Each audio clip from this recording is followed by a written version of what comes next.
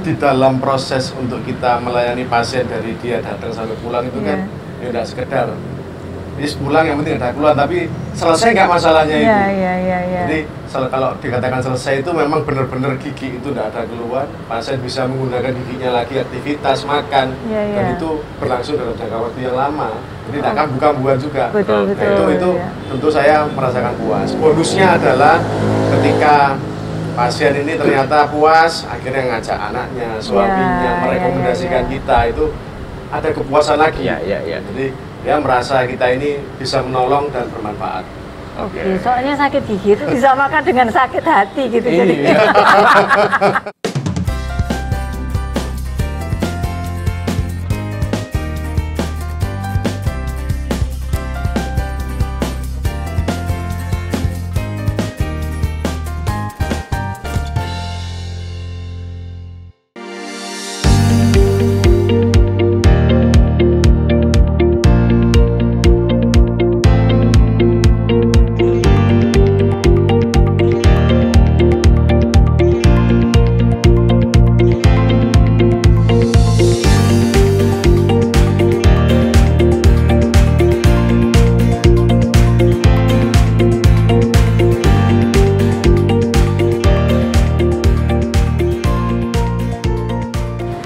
Halo NN Talkers, kita ketemu lagi dan masih di dalam obrolan NN Talk bersama Novi dan Nurdin.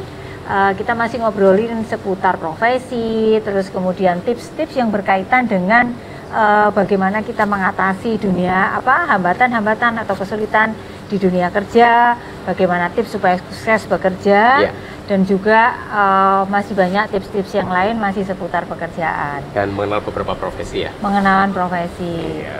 Oke, nah pada pertemuan yang sekarang, diskusi yang sekarang, kita masih ada di Lalisa Hotel, sebuah hotel bintang 3+ di Nginden. Iya, di Nginden di Baratajaya ya, kawasan Baratajaya. Dan kita sekarang lagi ada di outdoor cafe-nya, dan kita mau ada pool di situ. Jadi ada bintang 3+ ya, ya.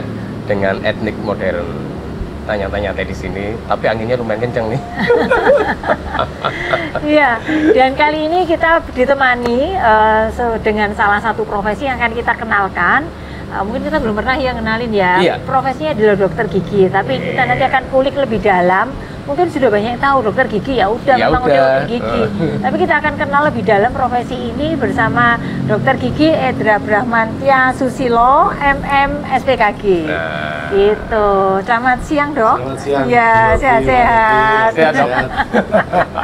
Terima kasih berkenan sharing untuk kami dan juga sahabat NN Talk. Dan ya pasti gini, mungkin kebanyakan profesi dokter gigi, ya dokter gigi lah gitu. Dan pasti semua pernah mengalami masalah di gigi. Betul. Mulai sejak lahir brojol sampai dewasa. Mulai gigi tumbuh, terus gigi susunya masanya habis. Iya, tanggal. Terus kemudian sampai dewasa banyak sekali permasalahan di gigi. Tetapi banyak juga ternyata di situ ada spesialis dan subspesialis ya, Dok ya. Dan itu yang kadang kita nggak tahu. Apa sih kenapa kok saya harus ke bedah mulut, harus ke ini, harus ke ini, kan sama-sama dokter giginya kan gitu. Nah, ini akan kita coba bahas di sini, Dok. Tapi yang pertama mungkin ini dulu, Dok. Kalau sebagai seorang dokter gigi, peran atau fungsi utamanya itu apa sih? Atau cuma apa gitu? Jadi apa nilai mulianya gitu loh? Kalau orang mau berkarir di sana itu supaya jadi ini daya tariknya gitu. Jadi kalau kita ngomong profesi dokter gigi, itu kan outputnya atau pekerjaan sehari-harinya ini kan sebetulnya banyak juga. Yang pertama pasti menjadi praktisi dokter gigi, berpraktek. Kita ngomong yang kedua, ada yang bisa menjadi konsultan atau mungkin kayak produk ambasador dari obat atau dari produk. Terus yang ketiga, ada juga yang memang passionnya adalah sebagai akademisi ataupun riset jadi lebih ke mengajar seperti itu. Nah, kalau saya kebetulan memang ngambilnya ke yang lebih ke praktisi, jadi sehari-harinya ya kita bertemu dan melayani pasien. Oke. Gitu. Kepuasannya kalau sudah pasien datang ke dokter, terus kemudian problemnya pasien sudah selesai, kok sebenarnya kepuasan dokternya itu di mana ya? Jadi kepuasannya ini Intinya pasien datang itu memang keluhan sakit, pulangnya sudah nggak sakit lagi. Oh gitu ya, tersenyum. Singkatnya seperti itu. Tapi kan di dalam proses untuk kita melayani pasien dari dia datang sampai pulang itu kan ya nggak sekedar ini pulang yang penting ada keluhan, tapi selesai nggak masalahnya itu. Jadi kalau dikatakan selesai itu memang benar-benar gigi itu nggak ada keluhan, pasien bisa menggunakan giginya lagi, aktivitas, makan, dan itu berlangsung dalam jangka waktu yang lama. Jadi tidak akan buka-bukaan juga. Betul, itu tentu saya merasakan puas. Bonusnya adalah ketika pasien ini ternyata puas, akhirnya ngajak anaknya, suaminya, merekomendasikan kita, itu ada kepuasan lagi. Jadi dia merasa kita ini bisa menolong dan bermanfaat. Oke, soalnya sakit gigi itu sakit yang tidak karu-karuan sampai kadang disamakan dengan sakit hati gitu. Jadi mak cenut gitu ya. Anak kerja tuh udah sakit gigi. Waduh, problem tuh. Nah dok, gigi itu sebenarnya apa aja sih spesialisnya dok? Ya. Oh ya, tadi kan kita sebutkan dokter SPKG, berarti spesialis konservasi gigi. Nah, konservasi gigi itu salah satu spesialisnya ya, salah satu spesialis yang fokusnya pada penanganan bagaimana dokter gigi ini mempertahankan gigi selama mungkin. Melalui perawatan saraf, perawatan mahkota gigi. Kalau kita ngomong kecantikannya sekarang itu ada yang kayak bleaching, finish. Itu masuk ke ranahnya konservasi ya. Gigi. Yang kedua ada bedah mulut. Ya, yang berkaitan dengan tindakan bedah, pencabutan, operasi geram bungsu itu masuknya ke ranah bedah mulut, kompetensi bedah mulut. Yang ketiga ada ortodonsia. Ortodonsia itu kawat gigi. Bezel. Jadi untuk merapikan gigi lah ya. Jadi giginya dipagerin. Kalau dibuka mobil bisa masuk ya. Jadi ada remote-nya. Terus ada kedokteran gigi anak.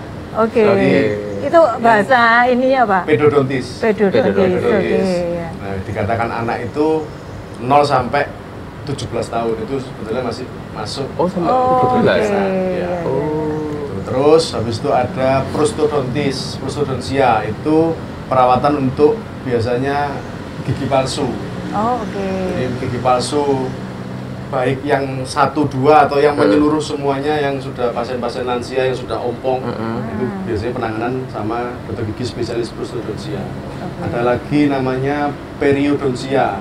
Periodonsia itu untuk jaringan penyangga gigi, jadi tulang dan gusi penyangga gigi. Tulangnya itu di mana ya? Di dalam gusi. Di gusi ada tulang tahan, baik atas maupun bawah. Kemudian ada lagi spesialis penyakit mulut. Penyakit mulut itu biasanya kayak sariawan. Atau mungkin ada tumor atau apa, itu masuknya ke bagian penyakit mulut. Sekarang yang baru juga ada spesialis forensik dan radiologi kedokteran gigi. Kayak gitu. Radiologi kedokteran gigi itu berarti akarnya bukan ke dokter gigi? Tetap awalnya dari kedokteran gigi, tapi dengan spesialisasi kedokteran gigi itu menganalisa hasil ronsen itu kira-kira kita menganalisa diagnosanya seperti apa, ataupun ada. Jadi biasanya diagnosa itu kan nggak hanya satu ya. Kita punya diagnosa utama, ada diagnosa pembanding. Kayak gitu. Nah, itu ranahnya kompetensi dari radiologi kedokteran gigi. Kalau yang forensik tadi berarti gimana? Biasanya membantu ketika ada tragedi kecelakaan, itu salah satu identifikasinya dari gigi juga. Karena kan dari ronsen giginya kan. Atau ketika kalau di lapangannya bertemu korban dari suatu tragedi kecelakaan ya, itu menganalisa untuk usia, kelamin, ras, itu bisa dari gigi. Jadi ternyata banyak loh. Subspesialisasi atau spesialis. Subnya ada lagi dari tiap-tiap spesialis. Masih ada lagi. Subspesialis lagi. Banyak, saya nggak hafal juga. Soalnya konsentrasinya sudah ada. Di konservasi kan. Dok, kenapa saya itu memilih konservasi dok? Ya karena memang hari-hari itu banyak sekali kasus-kasus konservasi. Karena konservasi gigi, terutama perawatan saraf itu kan berawal dari gigi lubang. Gigi lubang ini kan hampir menjadi kasus sehari-hari. gigis kakean permen gitu. Iya, kebanyakan permen. Kalau malam nggak sikat Masih gigi. makan permen. Cuman kalau udah lebih berumur permennya permen jahe biasanya. Iya, iya. Masuk angin kok. Iya. Atau permen kayu putih. Atau min. Iya, iya, iya. Jadi perawatan gigi ya. Iya. Gitu. Oke, kalau secara pribadi dokter sendiri memang membuat tadi itu loh tertarik kok nggak milih yang anak atau yang lainnya gitu dok? Ya karena kalau sehari-hari banyak kasus konservasi gigi jadi ya Expand pasiennya lebih banyak kali ya. iya, jadi potensi ya. Prinsip kita bisa ekonominya iya. ada ya. Itu berarti pasiennya lebih banyak. Iya, iya, iya. Dok, Prinsip tambal ekonominya gigi ada. oke. Ya. dan Dok, itu tadi, scaling. itu tadi kita juga punya tantangan kan mengedukasi bahwa konservasi gigi tujuan utamanya adalah mempertahankan gigi. Nah kita kan punya tantangan untuk mengedukasi pasien sakit gigi belum tentu harus dicabut. Iya, iya, iya. Gampangannya kan gitu ya, seringkali ketika nganggep. kondisi itu masih oke untuk dipertahankan ya why not? Pertahankan kan. Oke. Ya. Ya, kayak saya tadi kan ketika di awal ceritakan yang ada rompalan itu Iya. kan. Nah, ternyata dirawat dulu. Iya. Ditambal dulu kan. Ternyata 3 tahun kemudian rompal lagi. Rompal Ya lagi. udah, Iya, bedah iya. mulut ya dicabut Iya. aja.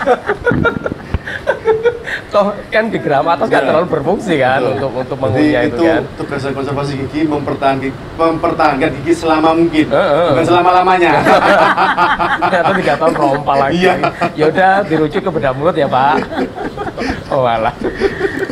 Dok, kalau mungkin dokter karena berkiprah di bidang ini ya, tapi kalau orang awam itu mungkin banyak yang nggak ngerti tentang gigi itu gimana sih sebenarnya, hal-hal tentang gigi yang orang awam itu nggak tahu gitu. Ya, jadi memang yang pertama mengedukasi itu menjadi hal yang terberat. Iya. Mengedukasi itu sejak dini sebetulnya. Iya. Karena kan kita punya gigi semenjak lahir umur setahun itu sudah mulai gigi susu, nanti 6-12 tahun pergantian ke gigi permanen.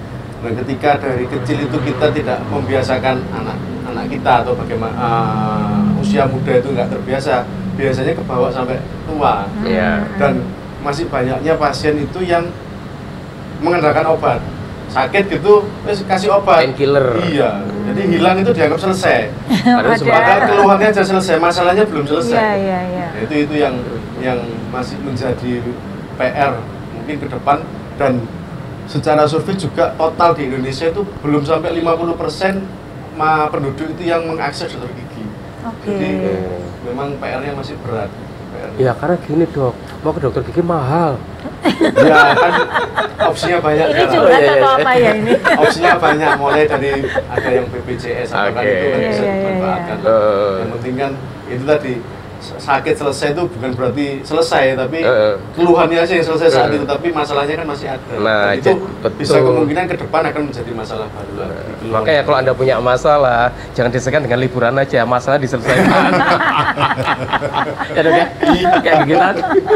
Liburan kelar ya bahagia. Saya itu kabur lagi masalahnya. Makin depresi dia. Iya, iya, iya. Dok, apakah benar kalau ada yang mengatakan bahwa kesehatan secara keseluruhan itu bisa dilihat dari Dari kesehatan giginya. gigi mulutnya? Benar nggak bisa sih? juga karena ada beberapa ciri khas ya, misal pasien dengan riwayat Jantung. ataupun diabetes itu bisa dilihat dari beberapa kondisi ciri dari Oh gitu ya. rongga mulutnya. Oh, Karena gitu. sebagai contoh ada kecenderungan ketika pasien-pasien itu mengkonsumsi obat darah tinggi dalam jangka waktu panjang itu Giginya? rongga mulutnya ini kan kita ada namanya cairan saliva ya, Oh. mudah itu ya, Oh. itu lebih cenderung kering. Oh. Nah, dengan kering ini biasanya akan gampang timbul lubang gigi dan lain sebagainya. Itu ada ciri khas sendiri. Kayak gitu. Oke, jadi kalau apa tadi jantung, diabetes Ya, itu juga? ya, atau ketika masa mudanya sering mengkonsumsi antibiotik, Oke. nah, itu biasanya warna giginya Oke, lebih coklat gitu ya. coklat betul. Oh, oke. Bahkan seorang atlet pun ya kan itu dilarang sakit gigi.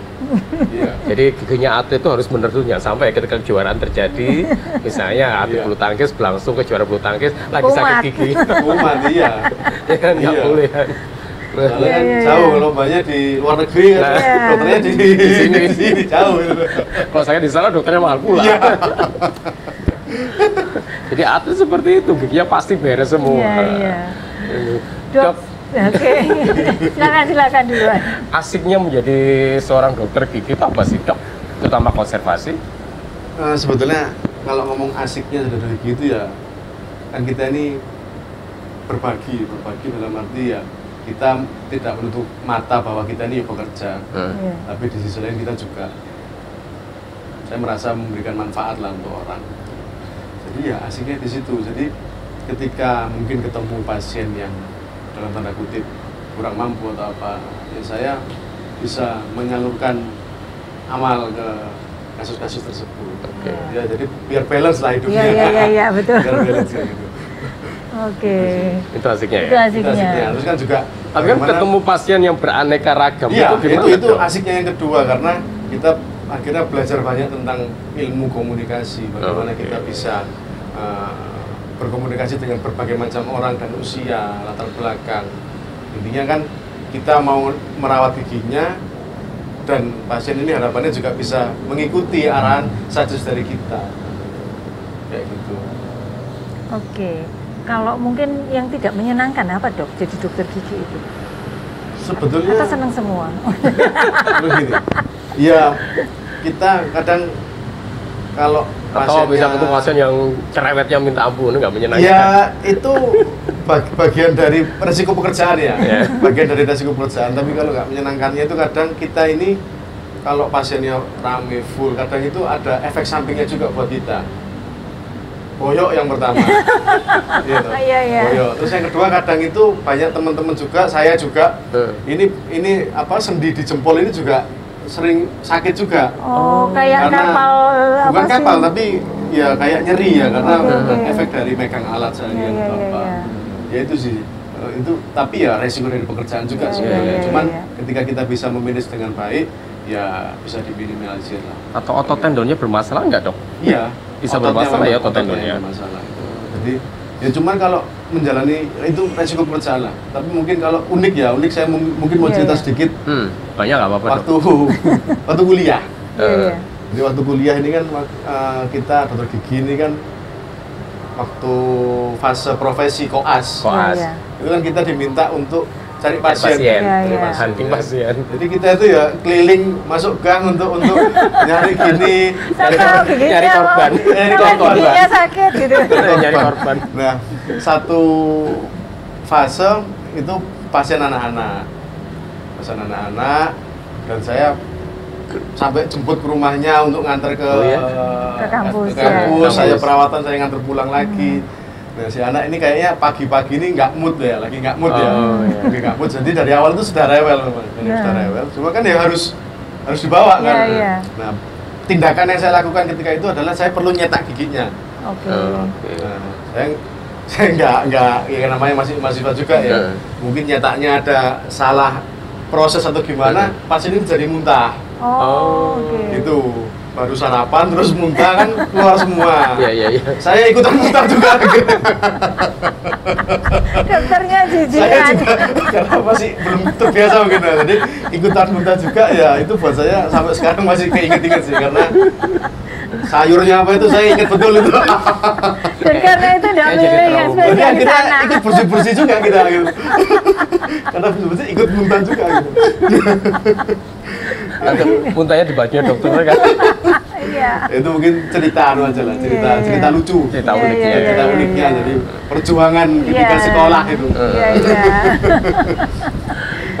Oke. Jadi kalau tadi juga termasuk mungkin resiko ya, Dok. Gitu. Kalau resiko mungkin kesehatan apa tadi selain tangan, yang lain yang lebih serius gitu kira-kira ada enggak? Resiko yang lebih luasnya lagi ya kalau ngomong ke kesehatan. Ya kalau ngomong resiko efek dari sebuah tindakan atau kita ketemu pasien itu sebetulnya ada banyak. Nah kita fokusnya adalah ada 3 fokus. Yang pertama memang kita menjaga diri kita sendiri sebagai dokter gigi. Yang kedua adalah menjaga perawat. Yang ketiga adalah menjaga pasien lainnya juga. Karena yang paling gampang adalah resiko-resiko itu sebetulnya kan resiko yang tidak terlihat. Kecuali COVID ya, kalau COVID itu kemarin memang bahasanya memang fase yang sangat sulit lah ya, kan kita nggak pernah nyangka. Tapi yang kedua yang rawan juga adalah ketika pasien ini punya riwayat seperti HIV atau TBC, ya kan penularannya ya kan, atau TBC atau hepatitis. Nah, antisipasinya bagaimana? Resiko penularan ya. Iya, resiko penularan tinggi. Ya, kita memang menjaga pakai alat proteksi, walaupun memang mungkin tidak seheboh zaman COVID dulu ya, yang full protection, tapi kita juga mengantisipasi dengan alat-alat pelindung diri, kemudian juga bagaimana cara kita membersihkan, mencuci, mensterilisasi alat biar tidak terjadi penularan ke kita maupun ke pasien-pasien lainnya. Karena itu semua barang nggak kelihatan kan. Iya. Jadi kita selalu waspada. Ini kan karena kebetulan saya pasiennya Dokter Edra ya. Jadi ingat waktu COVID itu, ya itu tadi dibersihkan ya. Sekaligus konsultasi habis itu. Iya, dibersihkan. Jadi sebelum kita masuk dari pasien sebelumnya dibersihkan. Nah pasien kan juga was-was kan gitu kan. Terus sudah dimasuk di dalam semuanya pakai hazmat dan sebagainya. Saya masih ingat karena periksa gigi itu nggak bisa setengah jam ya, berjam-jam gitu kan. Enggak. Tapi yang itu saya ketika agak landai, ketika awal-awalnya kita swab. Kan di swab. Di swab. Iya, waktu itu saya nggak pakai. Terus karena lama, saya sampai ingat sudah Dokter Edra itu pakai ini tutup kepala, pakai hazmat gitu dan sudah lama. Keringetnya itu bendul-bendul di sini. Sumpah soalnya. Kita pakai kacamata itu ngembur juga. Pakai kacamatanya ngembur. Saya pikir, ya ampun saya sorone. Maksudnya dokternya itu juga ternyata nggak gampang. Saya sendiri juga ngerasakan di sini harus mau nggak mau. Jadi ternyata ya itu tadi itu saya lihatnya sampai bendul-bendul kacamatanya ngembur. Terus karena musuhnya nggak kelihatan, jadi kita kan apa ya parno juga kan. Tapi kalau kita nggak bekerja kok ya susah di kita juga. Tapi bekerja juga resikonya juga tinggi waktu itu. Ya syukurlah tapi selamat semua. Selamat semua ya sampai akhir. Terus kan ngelihatnya itu kayak pakai apa Dok yang pakai ini loh, pakai loop. Jadi dari jauh biar kita jadi juga terlalu dekat. Pakai loop itu jadi kan dari jauh ya. Pokoknya waktu itu saya juga pasiennya was-was ya, dokternya juga gitu kan. Tapi waktu itu apa daya, nggak mau harus ke dokter gigi. Masih suram. Dok, ini kan sebenarnya Anda sudah spesialis di konservasi ya. Terus kemudian ambil manajemen juga, Kenapa Dok? Ya ada ketertarikan lah, karena sebetulnya awalnya itu salah satu jurusan yang pengen kita kuliah itu manajemen memang. Cuman karena ya ada keinginan orang tua, arahan orang tua untuk ngambil jurusan lainnya ya saya berusaha mengikuti lah. Cuman ketika ada kesempatan untuk S2 manajemen saya ya ngambil itu. Dan juga nggak ada persyaratan S1-nya harus manajemen, nggak ada. Dan secara ilmu juga saya kira bisa diterapkan di keseharian saya juga untuk ilmu manajemennya. Dok, ini apakah ada dari setelah sekian lama dokter berpraktek ada perubahan harapan pasien terhadap dokter gigi yang mungkin juga nanti ada pengaruhnya ke profesi, teknologi yang dipakai untuk itu gitu? Kalau kita ngomong teknologi, pastinya teknologi akan terus berinovasi dan berkembang ya. Jadi dengan adanya pembaruan atau temuan-temuan baru terkait teknologi, memang itu sangat membantu pekerjaan kita sebagai dokter gigi dari segi apapun, dari segi misalkan untuk administrasi, kemudian untuk CRM-nya, kemudian juga untuk praktek kita dari segi alatnya. Semisal di tempat saya mungkin Bu Novi juga pernah sebagai pasien ronsen itu kita pakai yang portable. Jadi ronsen itu yang alatnya yang datang ke pasiennya. Kalau dulu kan mungkin pasien harus keluar ruangan, pindah tempat ke lab atau bagaimana untuk ronsen. Tapi sekarang ronsen itu yang sudah datang ke pasiennya dan langsung jadi. Gitu. Bisa dianalisa. Langsung dianalisa saat itu juga, nggak perlu nunggu besoknya. Jadi efisiensi waktu dan kos dari pasien juga pastinya. Gitu. Dan alat-alat lainnya juga, misalkan untuk pembuatan gigi palsu. Dulu kita perlu menggunakan bahan cetak untuk mencetak gigi, kita kirim ke lab, tapi sekarang sudah ada 3D scanner ya. 3D scan itu langsung kita kirim ke lab tanpa harus cetak. Kemudian ronsen pun juga berkembang ke yang sudah 4 dimensi juga. Jadi tentunya dengan adanya teknologi ini membantu kita untuk mendiagnosa, merencanakan perawatan dan menganalisa hasil perawatannya. Kalau harapan pasien itu mungkin ada pergeseran nggak Dok? Gini, kalau harapan pasien memang dengan era keterbukaan saat ini, sosial media, internet, memang pasien ini sangat lebih mudah untuk mencari tahu, baik melihat review dokter gigi maupun mencari kira-kira giginya kenapa. Bahkan banyak pasien itu yang datang-datang sudah bisa menyebutkan istilah-istilah medis karena saya lihat di Google, saya lihat di YouTube. Sudah research dulu ya. Jadi dia sudah datang dengan amnanesa. Jadi termasuk opsi-opsi untuk obatnya. Oh, ya? Nah, jadi saya kira ya sebagai pasien memang harus lebih bijak karena tidak semua terselesaikan dengan baca di internet. Betul. Jadi komparasi dengan datang ke dokter gigi, kira-kira bertanya ke dokter gigi, kira-kira suggest untuk tindakannya dan seperti apa itu memang tetap harus perlu. Nah, jadi kadang-kadang harapan pasien gini, saya tuh bisa berkonsultasi dengan nyaman dan enak kan gitu. Iya. Jadi mungkin itu yang membedakan dokter gigi dengan dokter lainnya ya, karena di era COVID kemarin kami sempat juga membuat layanan telemedicine. Iya. Ternyata tidak semudah itu, karena kembali lagi hanya bisa obat yang diberi. Tapi kan itu sifatnya sementara kalau untuk gigi.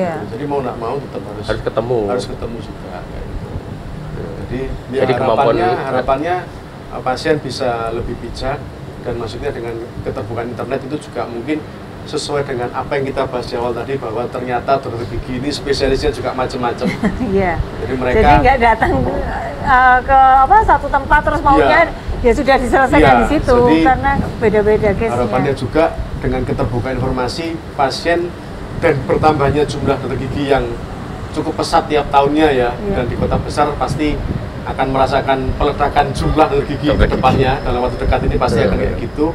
Jadi pasien juga bisa lebih bijak untuk mencari dokter gigi.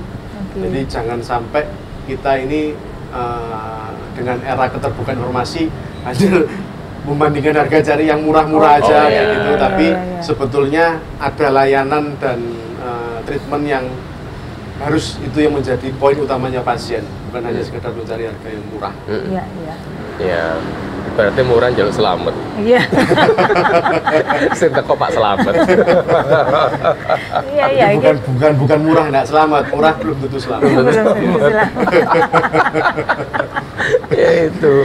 Jadi kan memang semakin banyaknya pilihan kan, karena dokter gigi semakin banyak apapun lah itu kan.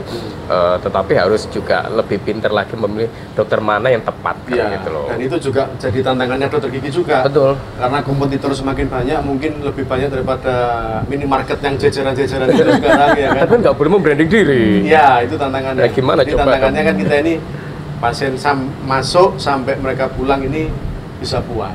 Jadi layanan kita, komunikasi kita juga harus kita tingkatkan. Ilmu, pengetahuan, skill itu juga harus diupdate terus. Jadi biar nggak tergerus oleh zaman. Sudah memberikan layanan lewat chatting nggak dok? Iya, kalau chatting pasti. Bu Novi apa-apa selalu WA. Di teror nggak? Nggak, justru saya yang minta. Selalu WA, ada progres bagaimana. Itu kan salah satu layanan ya. Nah, kadang kan nggak seperti itu dok. Gitu karena ketika tidak WA berarti saya bisa tidur pulas. Berarti nggak ada keluhan berarti. Kalau masih di WA saya nggak bisa tidur pulas. Waduh, ini masih ada keluhan berarti ini. Nah kan banyak sekali sekarang dokter-dokter yang tidak memahami terkait dengan fungsi dari pelayanan itu, sehingga pasien akhirnya beralih ke dokter yang lain kan gitu loh, karena kemampuan untuk melayani dan komunikasi yang bagus itu. Nah, jadi berarti dokter juga harus punya soft skill komunikasi yang bagus juga. Dan itu semua saya kira memang berproses ya. Nah, mungkin lulusan baru langsung bisa semuanya, itu juga berproses. Jadi anak-anak lulusan yang baru juga harus punya kemampuan komunikasi yang bagus juga ya dok ke pasiennya, karena kan pasien juga beragam juga, latar yang beragam juga kan, karakter yang beragam juga gitu loh. Nah. Jadi mungkin sama seperti lulusan dari jurusan lain lah. Kalau bisa lulus jangan money oriented, tapi menikmati prosesnya dulu, karena nanti kalau sudah lebih katam lagi, itu rezeki mengikuti sendiri.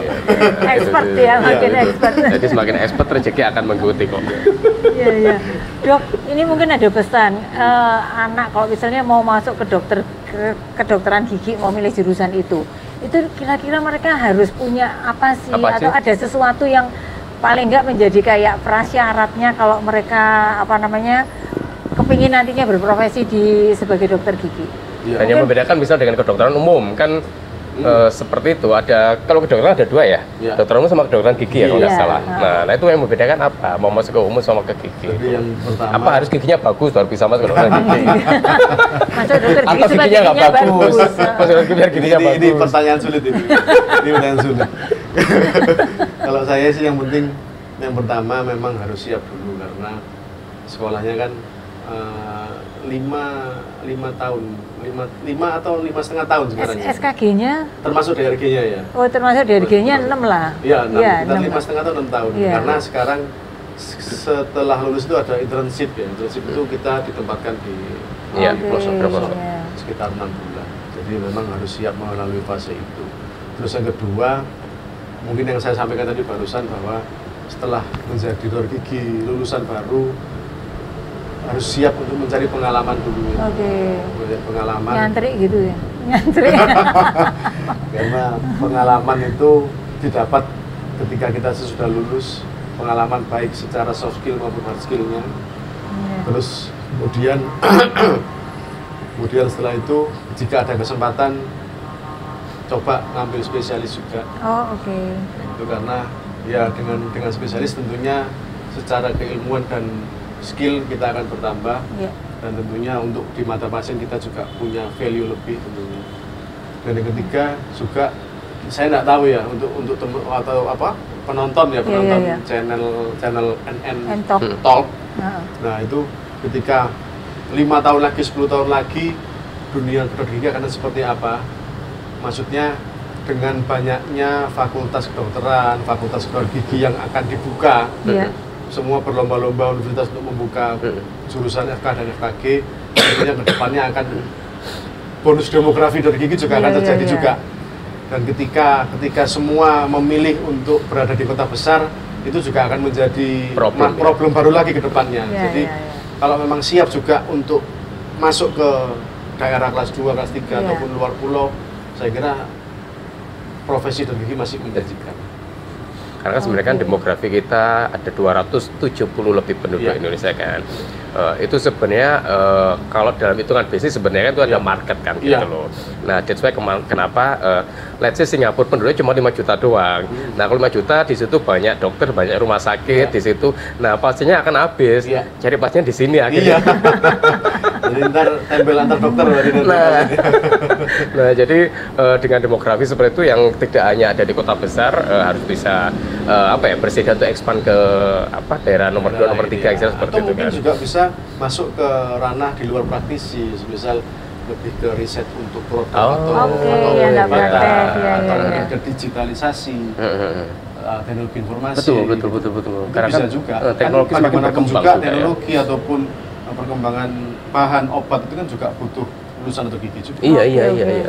Itu juga menjadi peluang yang lain juga. Ya, gitu ya. Bahkan teknologi-teknologi yang dikembangkan di kedokteran gigi pun pasti juga terkait dengan dokter gigi juga kan, selain ahli di bidangnya kan, ahli IT atau apa juga terkait juga dengan dokter giginya itu kan. Dan kalau nggak salah ketentuan menjadi direktur rumah sakit itu yang boleh adalah dokter dan dokter gigi atau dokter gigi ya gitu ya. Ditambah memang ada manajemennya ya. Tapi saya lupa manajemennya manajemen M atau Mars ya. Mars. Begitu. Oke, menarik sekali. Semoga jadi lebih paham ya tentang profesi dokter gigi. Ternyata macam-macam, bukan hanya sekedar nambal gigi gitu, tetapi atau cabut gigi doang. Iya, atau cabut gigi doang, tetapi banyak keluhan-keluhan, masalah-masalah yang timbulnya dari gigi dan kemudian itu harus kita selesaikan. Gitu. Dan lagi bahwa ketika sakit gigi itu maknyus gitu kan. Jadi ketika Anda sakit gigi tidak akan bisa beraktivitas apapun. Lebih baik mencegah lah daripada kemudian sudah terjadi terus diobatin ternyata kemana-mana. Jadi itu sih lebih rajinnya ke dokter berapa bulan sekali dok? Minimal 6 bulan sekali. Minimal 6 bulan sekali ya. Karena kita memegang prinsip sedia payung sebelum hujan. Karena ketika tidak sedia payung, jadi timbul masalah yang mungkin akhirnya minum obat selesai, tapi masalah utamanya nggak selesai, itu akan beriringan dengan biayanya juga. Nanti. Semakin parah, biaya juga akan semakin tinggi. Semakin biayaan nanti. Iya, biayaan nanti. Nanti katanya dokternya jangan kasih harga mahal, padahal kasusnya susah. Sakitnya cuma segitu harganya. Jadi itu thank you ya Dokter Edra untuk waktunya dan mau beraktivitas lagi. Waktunya padat banget. Iya, padat banget ini. Terima kasih sudah diluangkan. Dan thank you juga untuk Lalisa Hotel. Kita sekarang lagi ada di Outdoor Cafe-nya. Dan ini hotel di Raya Nginden, Raya Nginden ya Bu Novi ya? Raya Nginden. Hotel bintang 35 plus, di sini banyak sekali fasilitasnya, ada pool, kemudian ada 4 jenis kamar, ada kamar kelas deluxe, grand deluxe, kemudian superior sama family room. Apal ya? Apal. Ntar saya ngelamar jadi markomnya di sini. Terus kemudian ada fasilitas birthday party, arisan package untuk mama, engagement juga, engagement sampai wedding. Nah, terus kemudian ada fasilitas gym juga, ada kids zone di sini, ada spa juga di sini. Jadi benar-benar bintang 3 plus sih. Karena kalau bintang 3 aja tidak ada plus-plusnya tadi itu. Dan kalau Anda ada aktivitas di Surabaya, terutama bisa di kawasan Nginden ini atau Surabaya Timur, Anda bisa stay di sini. Dekat juga dengan kampus di sini, ada beberapa kampus ya di daerah sini.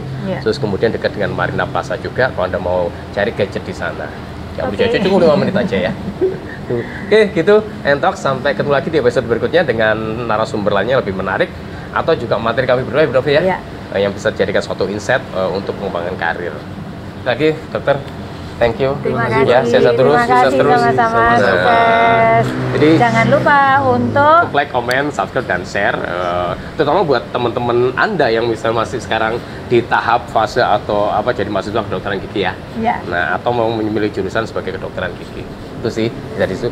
Dan juga jangan lupa nyalakan CC-nya ya.